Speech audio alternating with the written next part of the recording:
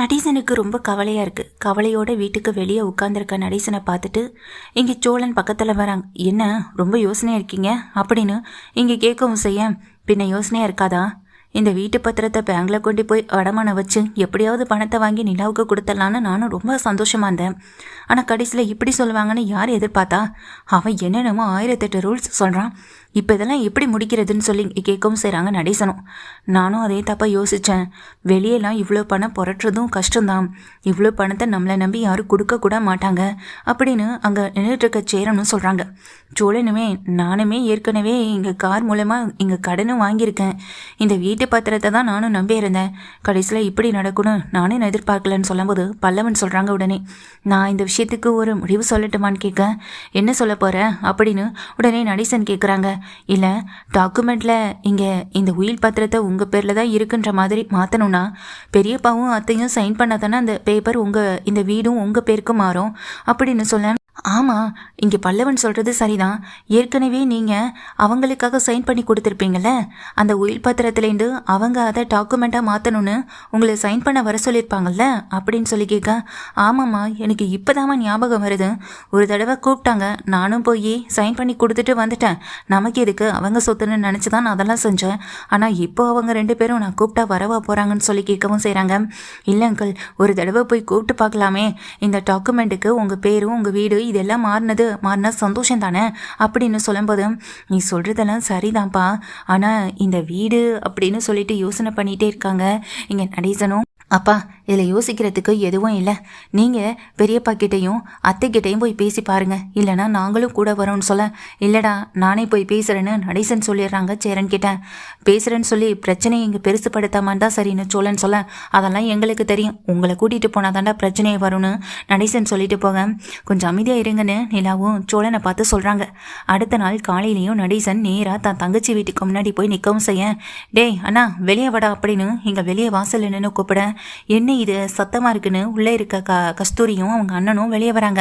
நீ இப்போ எதுக்குடா இங்கே வீட்டு வாசல் நின்று சத்தம் போட்டுட்ருக்கேன் அப்படின்னு சொல்லி கேட்க, அதானே உனக்கு வேறு வேலையே இல்லையான்னு சொல்லி கேட்க, இத்தனை ஒரு நாள் உங்கள் வீட்டு முன்னாடி வந்து நின்று சத்தம் போடுறதுக்கே உனக்கு அவ்வளோ கஷ்டமாக இருக்குது. தினம் எங்கள் வீட்டுக்கு முன்னாடி வந்து நின்று இது ஏன் வீடு இது ஏன் வீடுன்னு சொல்லி சத்தம் போட்டப்போ, அப்போ அதெல்லாம் கேட்டுட்டு இத்தனை வருஷமாக தாங்கியிருந்த எங்களுக்கு எப்படி இருக்கும் அப்படின்னு உடனே நடேசன் கேட்கும்போது 2 பேரும் ஒருத்தர் மாற்றி ஒருத்தர் முடிச்சுட்டு, இப்போ என்ன விஷயம் அதை முதல்ல சொல்லு அப்படின்னு அவங்க தங்கச்சி கேட்குறாங்க நடேசன் கிட்ட. ஒரு மண்ணாங்கட்டி விஷயமும் இல்லை, டாக்குமெண்ட் உயில் பத்திரம் இப்போ எங்கள் வீடு எங்களுக்கு தான் இருக்குன்னு தெரிஞ்சு போச்சு. உயில் பத்திரத்துலேருந்து அதை டாக்குமெண்ட்டுக்கு மாற்றணும், அதுக்கு உங்கள் 2 பேருடைய சைனும் வேணும் அப்படின்னு சொல்ல, அதெல்லாம் எங்களால் சைன் பண்ணி கொடுக்க முடியாது உனக்கு அப்படின்னு அங்கே கஸ்தூரியும் சொல்ல, ஏன் முடியாது? என் வீட்டை எனக்கு நான் எழுதிக்க போகிறேன், அதுக்கு ஏன் உங்களால் சைன் பண்ண முடியாதுன்னு நடேசன் கேட்கும்போது, அவ்வளோ சீக்கிரத்தில் உனக்கு அந்த வீட்டை விட்டு கொடுத்துருவோமா அப்படின்னு கஸ்தூரியும் சொல்கிறாங்க.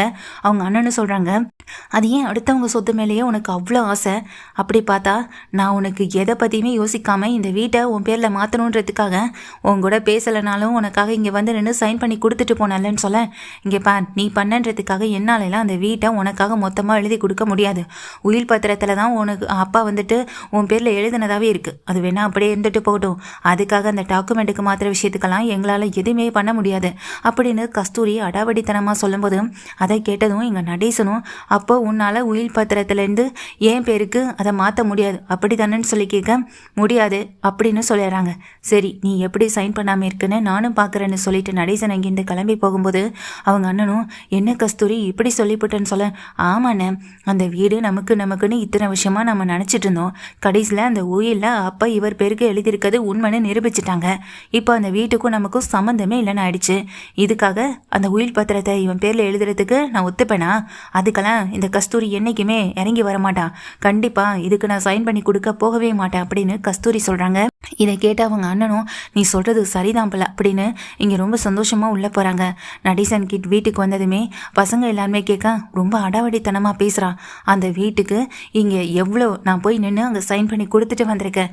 இந்த டாக்குமெண்ட்டில் பேர் மாற்றணும், அதுக்கு ஒரு கையெழுத்து போட்டு கொடுக்க சொன்னால் முடியவே முடியாதுன்னு சொல்கிறான்னு இங்கே நடேசன் சொல்ல, அதுக்கு இந்த விஷயம் சரிப்பட்டு வராது. ஏற்கனவே இங்கே நிலாவுடைய பையன் நிலா கல்யாணம் பண்ணிக்க போகிறாதா அந்த பையன் சூர்யாவை கடத்துகிற மாதிரி நம்ம பெரியப்பாவையும் அத்தையும் கடத்துறதா இதுக்கெல்லாம் ஒரே வழின்னு சோழன் சொல்லட்டி, சோழன் என்னடா பேசுகிறேன், அது நம்ம பெரியப்பாடா அப்படின்னு சொல்லும்போது அவங்க நினச்சாங்களா இது நம்ம தம்பி குடும்பம், நம்ம தம்பி குடும்பத்துக்காக ஏதாவது ஒன்று செய்யணும்னு அவங்க நினச்சாங்களா, நீ மட்டும் ஏன்னா இப்படி இருக்குன்னு உடனே சேரன்னு சொல்லி திட்டுறாங்க.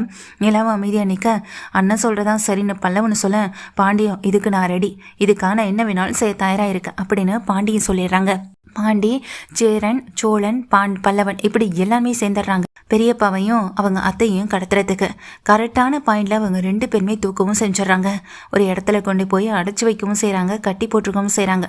முகம் முழுக்க முகமுடி போட்டிருக்கிறதுனால இங்கே கஸ்தூரி கத்துறாங்க. டே யாருடா நீங்களா, எதுக்குடா இப்போ நீங்கள் கடத்திட்டு வந்தீங்கன்னு சொல்லி கஸ்தூரி சத்தம் போட்டு இங்கே பேசவும் செய்ய, அங்கே நின்றுகிட்டு இருக்க 4 பேருமே தலையில் இந்த முகமூடியை கிளட்டவும் செய்கிறாங்க. இதை பார்த்து அவங்க பெரியப்பாவுக்கும் அத்தைக்கும் ரொம்ப பெரிய அதிர்ச்சியாக இருக்குது. டே உங்கள் யாரையும் சும்மா விட மாட்டேன்டா, பாருங்கண்ணே எப்படி பண்ணிட்டு இருக்கானுங்கன்னு பாருங்கண்ணே, நம்மளை கடத்திட்டு வந்திருக்கானுங்கண்ணே, இவனுங்களெல்லாம் கூண்டோட ஜெயிலில் கொண்டு போய் நான் விட போகிறேன்னா இல்லையான்னு மட்டும் பாருங்கண்ணே அப்படின்னு அங்கே கஸ்தூரி சத்தம் போட்டு பேச, கூண்டோட ஜெயிலில் வைக்க போகிறீங்களா, யார் வைக்கிறாங்கன்னு பார்க்கலாமா அப்படின்னு சொல்லிட்டு எங்கள் சோழனும் சொல்கிறாங்க.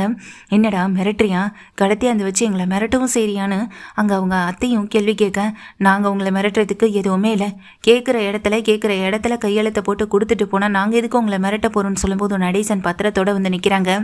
இதில் 2 பேரும் சைன் பண்ணுங்க அப்படின்னு சொல்ல, இதில் எதுக்கு நாங்கள் சைன் பண்ணணும், இந்த வெத்த பேப்பரில் நாங்கள் எதுக்கு சைன் பண்ணணும்னு சொல்ல, இங்கே பாருடா உன்ன மாதிரி கேன புத்தியெல்லாம் எங்களுக்கு கிடையாது, நீ வேணா எங்ககிட்டேருந்து ஏமாற்றி இங்கே சைன் எல்லாம் இங்கே வெத்த பேப்பரில் வாங்கி அதை வேணா உன் பேருக்கு நீ மாற்றிக்க நினைப்ப, உன்ன மாதிரி இந்த புத்தியெல்லாம் எனக்கோ என் குடும்பத்தில் இருக்க என் பசங்களுக்கோ கிடையாது, நியாயமாக வர வேண்டிய சொத்துக்கு நான் இவ்வளோ போராட்டம் நடத்த வேண்டியது இருக்குல்ல அப்படின்னு நடேசன் சொல்லும்போது 2 பேரும் ஒருத்தர் மாற்றி ஒருத்தர் பார்த்துக்கிறாங்க.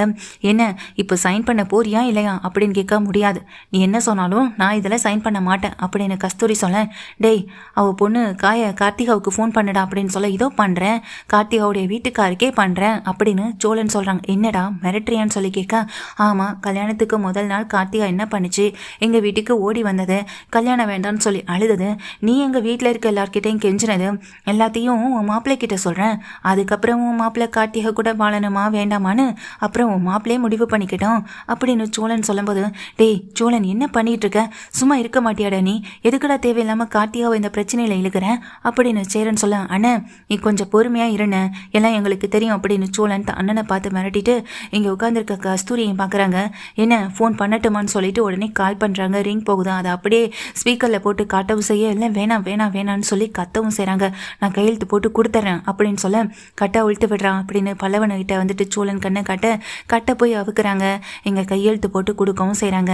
என்ன பொண்ணுக்கு ஃபோன் பண்ணிடுவேன்னு சொன்ன உடனே மிரட்டுறேன், இதை உன் வீட்டு வாசலே முன்னாடி உன்னை வச்சு மிரட்டி இருந்திருக்கலாம், ஆனால் அப்போல்லாம் மிரட்டினா நீ பயப்படவே மாட்டேங்கிறியே, அதுக்காக தான் உன்னை இப்படி கடத்திட்டு வந்து இப்படியெல்லாம் பண்ண வேண்டியதாக இருக்குது, எங்களுக்கெல்லாம் இது அவசியமா தேவையா சொல்லுங்க பார்க்கலாம் அப்படின்னு சோழனும் பாண்டியும் இங்கே தான் அத்தையும் பெரியப்பாவையும் பார்த்து திட்டவும் செய்கிறாங்க. இன்னொரு தடவை என் குடும்பத்துக்கிட்ட பிரச்சனை ஏதாவது பண்ணணும்னு நினச்சிங்க அப்புறம் நடக்கிறதே வேற அப்படின்னு சொல்லிட்டு திட்டவும் செய்கிறாங்க.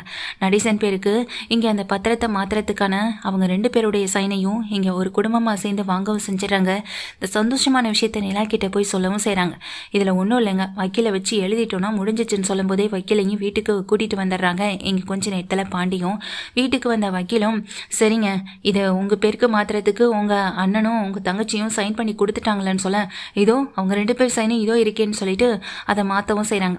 நடேசன் பேருக்கு அந்த பத்திரம் மாற்றப்பட்ட அடுத்த நிமிஷமே நடேசன் இன்னொரு பத்திரம் எழுதணும் அப்படின்னு சொல்லும்போது, இன்னொரு பத்திரம் எதுக்குப்பா அப்படின்னு சேரன் கேட்குறாங்க.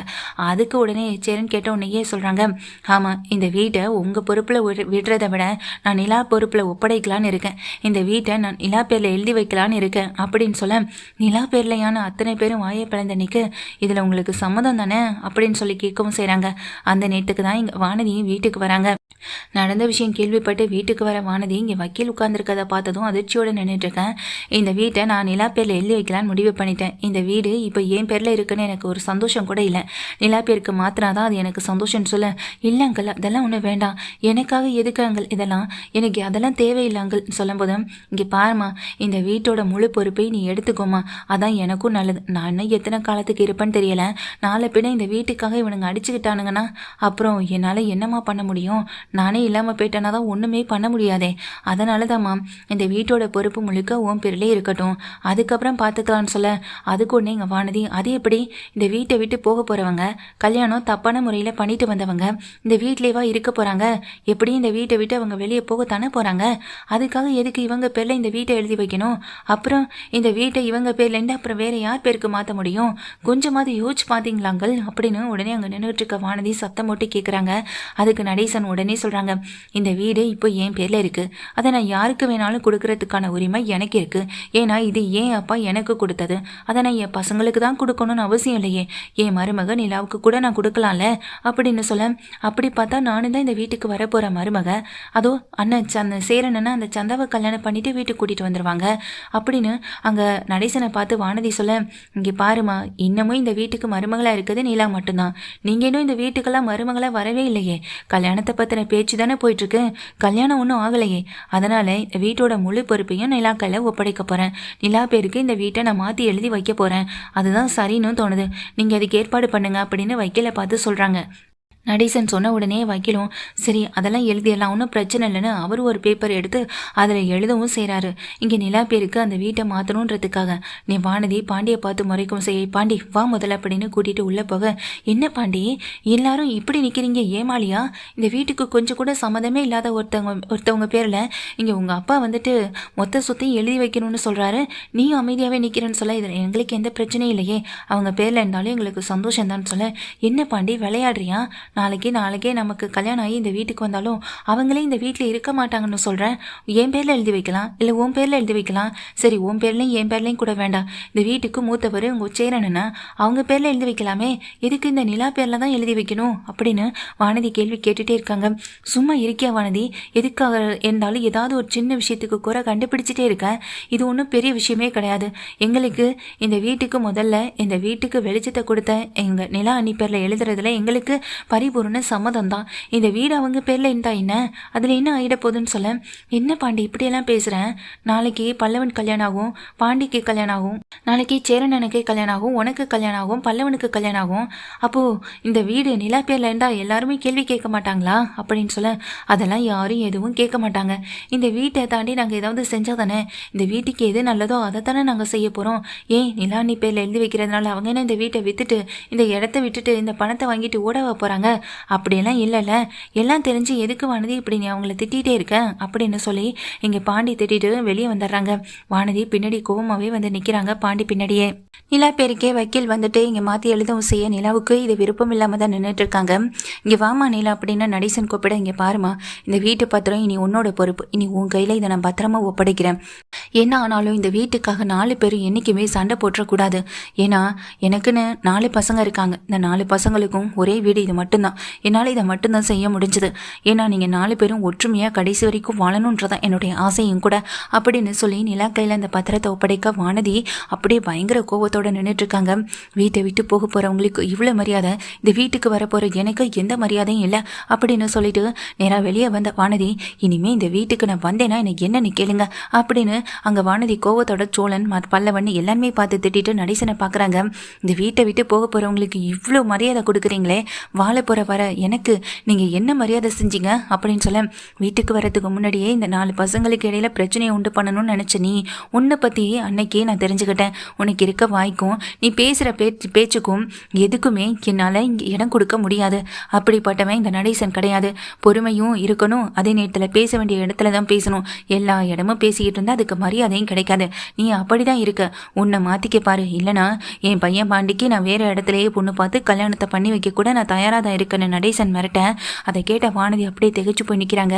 டேய் போங்கடா உள்ள அப்படின்னு நடேசன் சொல்லிட்டு, வாமா நிலா எனக்கு ஒரு காஃபி மட்டும் கொடுமா அப்படின்னு உள்ளே போய்ட்றாரு நடேசனும். வானதியும் நிலா அந்த பத்திரத்தை பார்த்தபடியே நிற்கிறாங்க. அங்கிள் என் மேலே இவ்வளோ நம்பிக்கையாக இருக்காங்க, இந்த குடும்ப ஒற்றுமைக்காகவும் எனக்காகவும் எவ்வளவோ செய்கிறாங்க, அவங்களுக்காக நான் ஏதாவது செஞ்சே ஆகணும் அப்படின்ற ஒரு முடிவோட நிலாவும் நின்றுட்டுருக்காங்க.